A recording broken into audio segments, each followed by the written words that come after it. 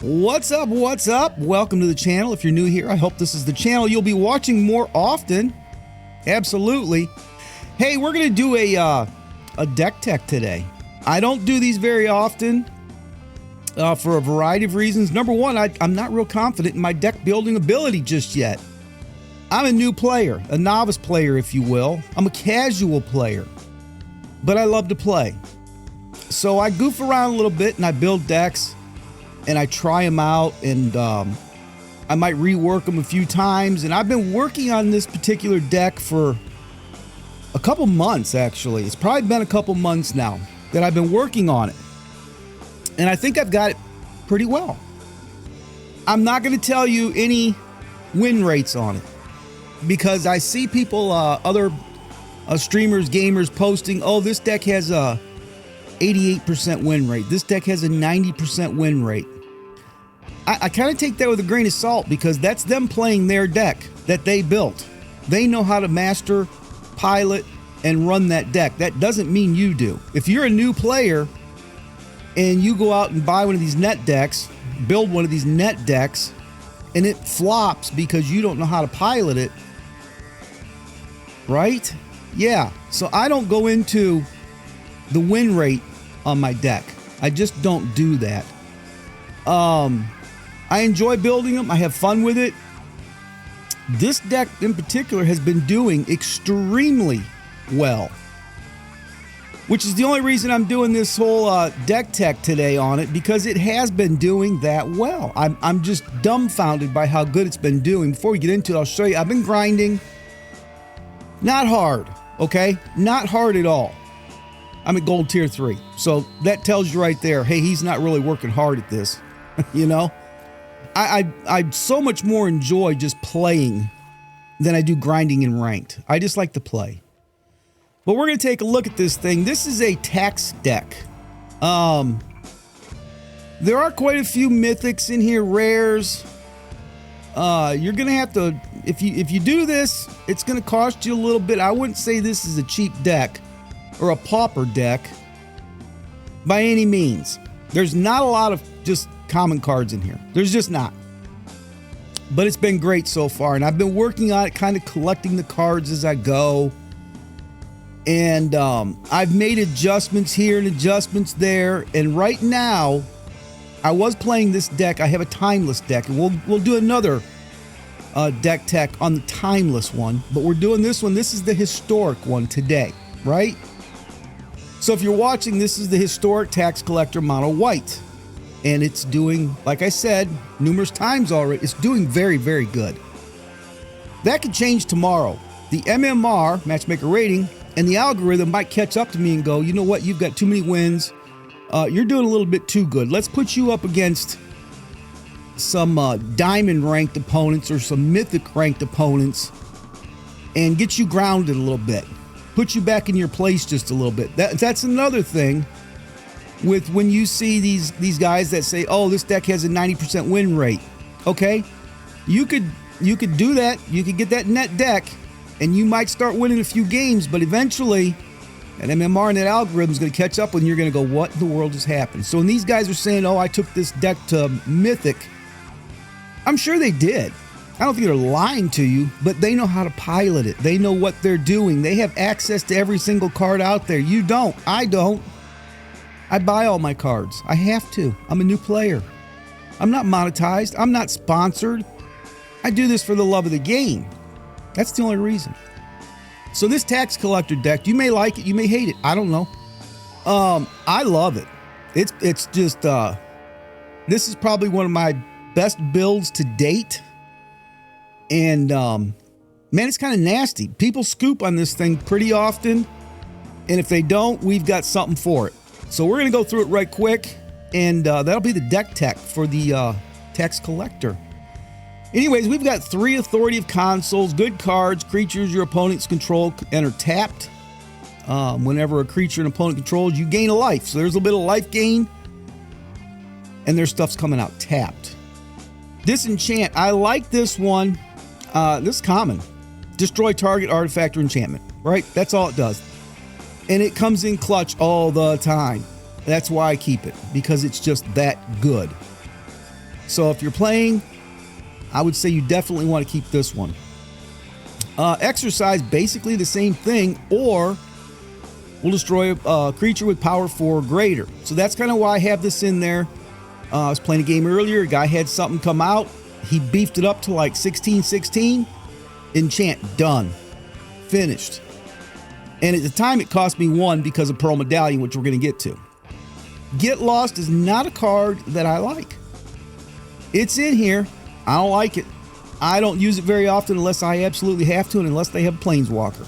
It's about the only time I'm going to use it, or if I'm in a bind and I have to, you know, destroy something because it's there and it's going to cause me harm, I'm going to destroy it with Get Lost. But because this thing creates tokens, 2 of them, 2 map tokens, and if they sacrifice it, target creature explores, activates only sorcery, blah, blah, blah, right? I don't want to give my opponent any advantage at all. None. Matter of fact, I want to make them pay for everything they do. That's the whole goal here. Board control, pay for every single card you play. You have to pay for it. If you want to play a land, I'm going to make you pay. You want to pay a creature? Pay. Artifact? Pay me. Enchantment? Pay me. That's the game. Greater Aromancy. I hope I pronounced that right. Anyways, other enchantments you control have Shroud, which is nice because Shroud, a player or permanent with Shroud, cannot be the target of spells or abilities. There are 2 of them in here. I like it. I actually added those because of that. Howling Mine, clutch, very clutch. This is the whole glue, if you will, that holds this deck together. Is Howling Mine, right? At the beginning of each player's draw step, if this artifact is untapped, that player draws an additional card. Clutch. This is the card that I look for in my opening hand. If I do not have this in my opening hand and I am playing casual, I will usually mulligan or I will scoop. I absolutely have to have this card in my opening hand.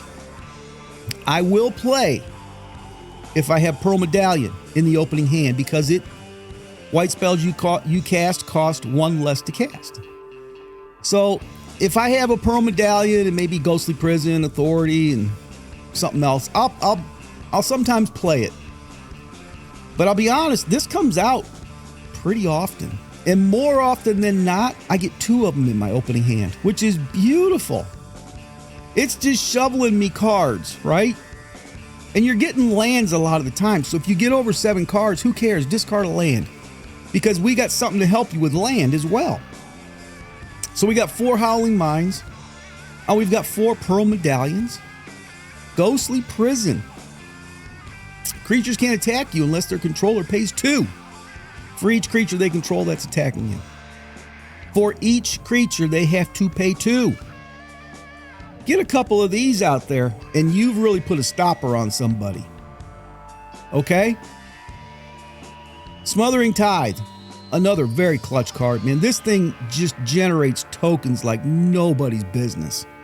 Once you get it out there, if you've got your Howling Mine and your Pearl Medallion out there and you start with Smothering Tithe, they're dropping tokens like mad. Boom, boom, boom, boom. I'll have 20, 30, 40 tokens. I can play any card I want. I don't even worry about the land. So if I get a whole bunch of cards in my hand and it says you have to discard 2, 3, 4 cards, buy land because I'm getting it all the time. And they're paying me for it. So every time they draw a card, here it is. Drop a token, or they can pay 2, tap their lands, but now they can't do nothing because their lands are tapped. So more times than not, they're dropping tokens. But yeah, great. Day of Judgment 4. It's a pretty clutch card, man. I mean, I use it pretty often. I hate when people play it on me. Oh my gosh, I hate it. But I'll play it on you in a heartbeat. If you've got a bunch of creatures out there and I'm waiting for my other good cards, oh, I'm zapping you. You're done. Leyline of Sanctity. This, if it's in your opening hand, it gives you hexproof. That's what it does. Is this a great card?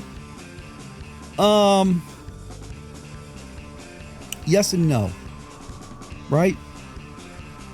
Has it come in clutch ever? There's a few times I could probably live without it. I honestly could probably live without this card. But I'm not going to take it out. I guarantee you the second I take it out, I'm going to be like, that was dumb. Sphere of Safety, great card. We've got all these enchantments. All these enchantments. Leeline enchantment, Smothering enchantment, Ghostly Prison enchantment, Authority enchantment, Greater enchantment, right? All these enchantments. So if I have 2 Ghostly Prisons and 3 other enchantments out there, what's that? 2 Ghostly Prisons is going to cost you 4, plus 3. There's 7. It's going to cost them to attack me now, right? Beautiful, beautiful. Here's the win con, Approach the Second Sun, and I don't see a lot of people use this card. I don't think since I built this deck, or maybe once or twice in all the time that I've been playing, have I even seen anybody use this card. And I don't understand why, because it's insane, right? It's just insane. It cost you 6. Cost you 7. I'm sorry, 7 to get it out. No big deal. We've got Pearl Medallion. I usually see this thing pretty often. There's 4 of them. That's why they're in there, to make these things cheaper. Get out 2 Pearl Medallions. Now it's 5 to get it out there. They're dropping you tokens the entire time. What do you care how much it costs? You just sit back and wait. You just sit back and wait with this card. And once it comes out, boom, drop it. You've got 4 of them in the deck. The odds of it coming up before the 7th card are pretty good. I mean, it's really good odds that you're going to see it even before the 7th card. And you win the game. It's done. That's over. This is the win con of the Tax Collector deck for me. Approach of the Second Sun says if this spell was cast from your hand and you've cast another spell named Approach of the Second Sun, this game, you win the game. Otherwise, put Approach of the Second Sun into its owner's library, 7th from the top, and you gain 7 life. So I don't even care for a minute if they're hitting me. I'll get down to 10, 9, 8, whatever.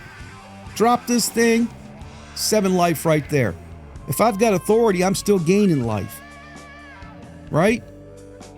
Sit back. If you've got a couple Howling Mines out, it's coming fast. You're going to win fast. All you've got to do is keep control of the board for just a couple turns.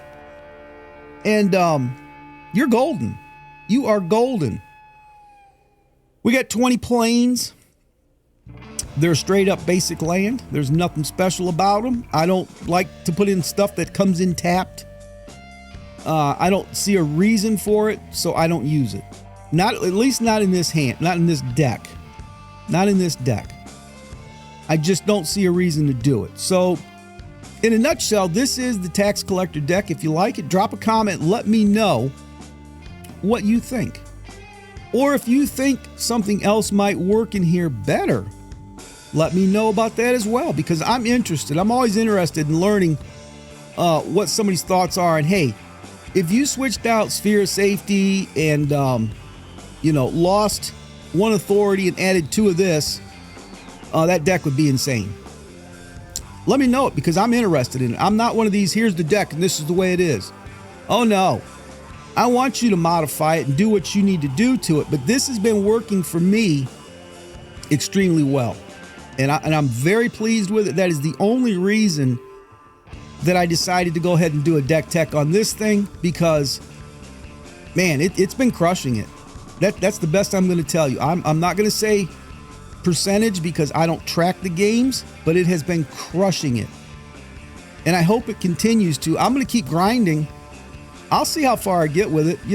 We'll keep going. We'll see how far we get with it until the end of the season, and wherever I end up, I end up. But I just don't play ranked.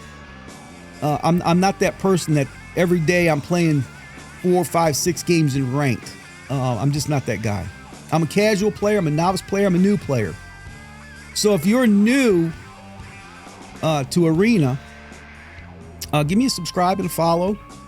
And if you have questions, you feel free to reach out and ask what you want to ask. Or if you have comments, critiques, whatever it might be, feel free. Just don't be rude. That's the only thing I ask. I get some people that want to be rude sometimes, and all I do is I ban you and report you, and you're done. I don't even worry about the comment. It's done. But other than that, yeah, if you're a new player, this deck's probably going to cost you a little bit. Like I said, I've been working on this thing for a couple months, saving up cards, and I had to buy a few mythics and rares. So it's probably not the cheapest thing in the world, but I don't think it's any more than some of the other stuff I've seen. This is a historic deck. I've played it in Timeless. In Timeless, you get these guys with 250 cards all the time. And I've been destroying them pretty good, pretty well, pretty easily.